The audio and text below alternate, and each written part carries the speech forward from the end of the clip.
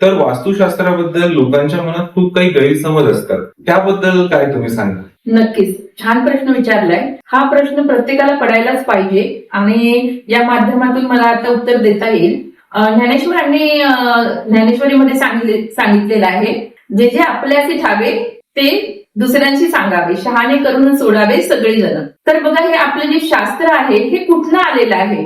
माझ्या बोलण्यात तुम्हाला एक अध्यात्माची जोड मिळणारच आहे, किंवा म्हणजे असं होऊच शकत नाही. एका नाण्याचे दोन बाजू आहेत. ही जी आपली शास्त्र आहेत, म्हणजे अध्यात्म आणि सायन्स हे एका नाण्याचे दोन बाजू आहेत. तर आपले हे वास्तुशास्त्र किंवा इतर जे ऑकल्ट सायन्स मधल्या फील्ड आहेत ह्या आल्या कुठून? तर आपले 4 वेद आहे, याची सगळ्यांना माहितीच असतं. 4 वेदांमधूनच त्यांची उपवेद आहेत, पुराणं आलेली आहेत, षडदर्शन आलेली आहेत. तर उपपुराण जे आहे ते म्हणजे स्थापत्य वेद, त्यामधून वास्तुशास्त्राची निर्मिती झालेली आहे. तर म्हणून हे पुरातन शास्त्र आहे.